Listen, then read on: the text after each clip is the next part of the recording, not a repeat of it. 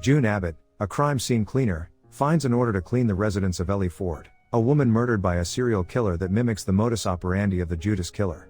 She receives a ring from her boyfriend, Officer Daniel Meyer.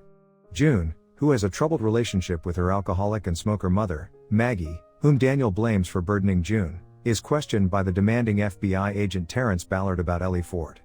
Ballard reveals that June is adopted by Maggie. Her birth mother was Jennifer Glick, Maggie's sister and the first victim of the Judas killer.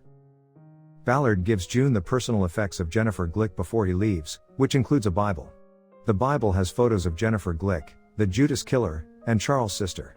June has a heated argument with Maggie, who refuses to disclose anything. After cleaning Ford's apartment, June is haunted by a silhouette of Judas and has a vision where Maggie is killed by a woman. She races to Maggie's house to find her dead body.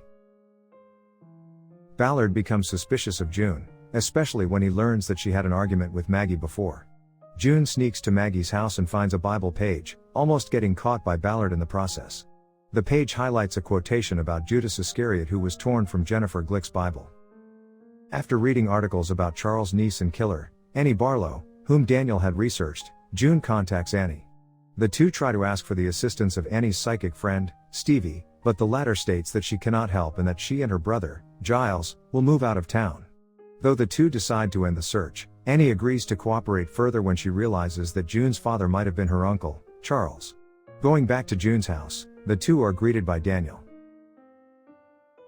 June and Annie conduct a seance in the attic and call out Ellie's and Maggie's spirits, who whisper about the pink room to Annie.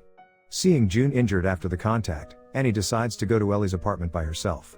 She manages to take several photos but is mortally wounded by someone. Before she dies, Annie manages to send the photos to June. From the photos, June heads to the pink room, an erotic photo studio. She learns that Ellie was a model there, though the photographer is unknown. Going back home, June is confronted by Ballard, but is later contacted by Daniel who tells her that Ballard is the killer. She manages to tie him up until Daniel arrives, despite his protests. Opening up Daniel's closet, June finds Ellie's ring and photos, realizing that he is her photographer and thus her killer.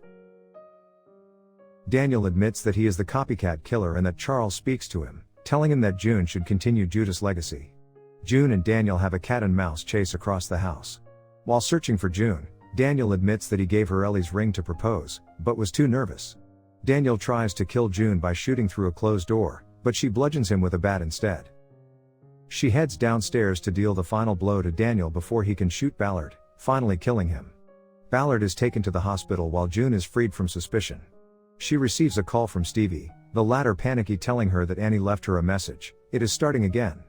The camera pans to the mirror in front of June, showing Charles standing behind her.